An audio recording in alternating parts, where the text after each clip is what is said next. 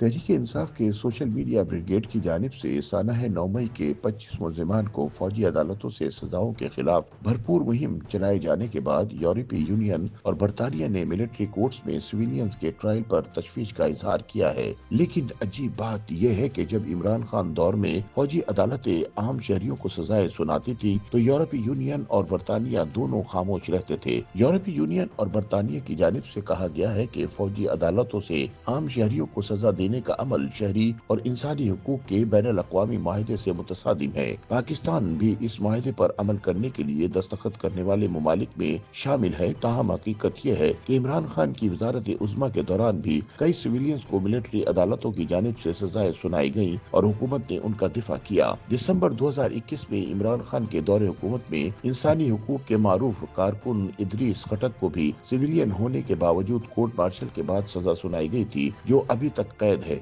इदरीस खटक और 3 सीनियर फौजी अफसरान को कुछ गैर मुल्की एजेंसियों को सरकारी राज फराहम करने के इल्जाम पर कोर्ट मार्शल के बाद 10 से 14 वर्ष तक की बामुशक्कत कैद की सजाएं सुनाई गई थी। हालांकि सरकारी राज फराहम करने का जुर्म फौज में बगावत के जुर्म से भी बहुत छोटा है। इदरीस खटक ने यह मौक़िफ़ इख्तियार किया था कि उनका कोर्ट मार्शल नहीं हो सकता क्योंकि वो सिविलियन है, लेकिन फौज और हुकूमत का मौक़िफ़ ये था कि वो गैर मुल्की एजेंसियों को सरकारी राज फराहम करने के जुर्म में 3 फौजी अफसरान के साथ शरीक थे, लिहाजा उनका कोर्ट मार्शल कानून के मुताबिक है। चुनाचे एक सिविलियन अदालत ने इदरीस का मौक़िफ़ मुस्तरद करते हुए उनके कोर्ट मार्शल की इजाजत दे दी, जिसके बाद उनको 14 साल कैद की सजा सुनाई गई और कैद काटने के लिए डिस्ट्रिक्ट जेल जेहलम मुंतकिल कर दिया गया। कानूनी माहिरीन का कहना है कि अगर साबिक ISI चीफ फैज हमीद को 9 मई 2023 को फौजी तंसीबात पर हमलों की साजिश तैयार करने के इल्जाम का सामना करना पड़ा तो फिर इमरान खान का कोर्ट मार्शल भी यकीनी हो जाएगा,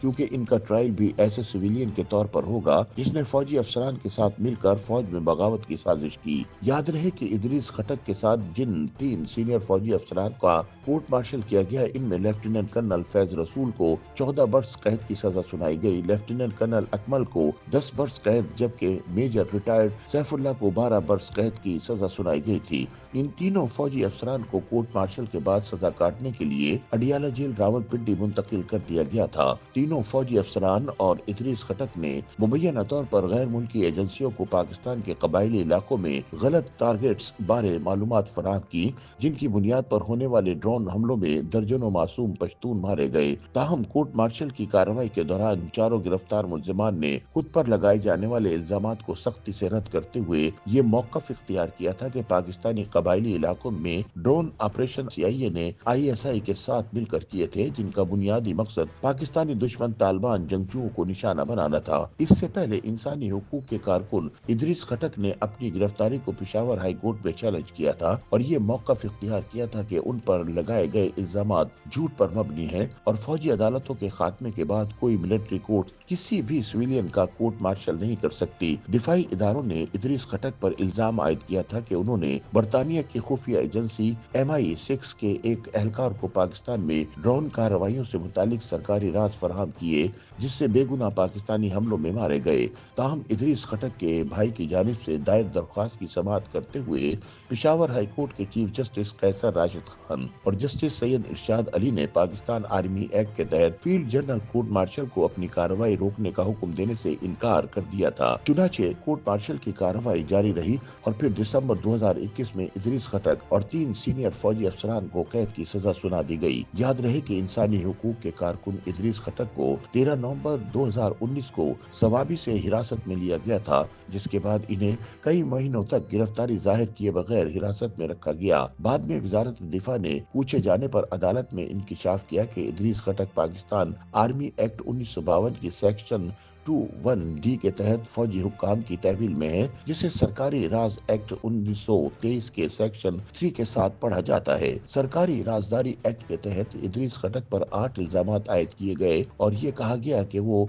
MI6 के ओहदेदार माइकल सैंपल से 2009 में मुख्तलिफ तारीखों पर खुफिया बातचीत कर रहे थे। इस दौरान उन्होंने माइकल को बाजोर, सवात और जनूबी वजीरिस्तान समेत पाकिस्तान के मुख्तलिफ इलाकों में ड्रोन कार्रवाइयां करने के लिए मालूमात फराहम की। की थी। ताहम इदरीस खटक के वकला ने इल्जामात को मुस्तरद कर दिया था। सुप्रीम कोर्ट बार एसोसिएशन के सदर अब्दुल लतीफ आफरीदी, साजिद आफरीदी और तारिक अफगान समेत वकला का एक पैनल दरख्वास्त गुजार के लिए पेशावर हाई कोर्ट में पेश हुआ और मौक़िफ़ इख्तियार किया कि ज़ेर हिरासत फर्द एक शहरी है जिसने ना तो मुसल्लह अफवाज के किसी रुकन के साथ मिलकर कोई जुर्म किया है और न ही वो आर्मी एक्ट के ताबे था, लिहाजा इस पर फील्ड जनरल कोर्ट मार्शल के जरिए केस गैर कानूनी है। वकला ने इसरार किया कि ज़ेर हिरासत शख्स के खिलाफ इल्जामात सरकारी राजों के इंकिशाफ के मुतरादिफ नहीं है। उनका मौक़िफ़ था कि खटक के खिलाफ मुकदमा बदनीयती पर मबनी है क्योंकि MI6 के ओहदेदार माइकल सेम्पल तो खुद पाकिस्तानी फौज के एक रिटायर्ड जनरल के दामाद हैं और मुल्क में उनके अपने खिलाफ पाकिस्तान के सरकारी राज खरीदने का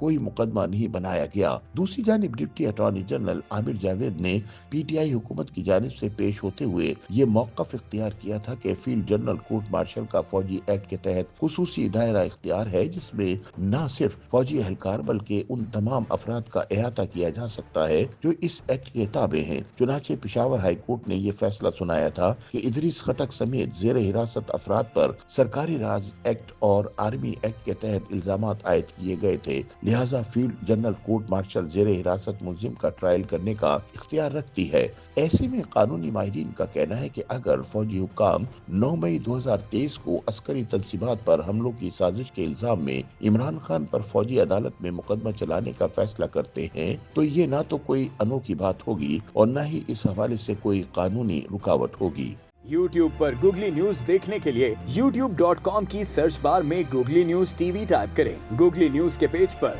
सुर्ख रंग के सब्सक्रिप्शन वाले बटन पर क्लिक करना ना भूलिए। YouTube पेज पर अपलोड होने वाली वीडियोस से बाखबर रहने के लिए बेल आइकन पर क्लिक कीजिए। आपको हर नई वीडियो के बारे में नोटिफिकेशन मौसूल हो जाएगा।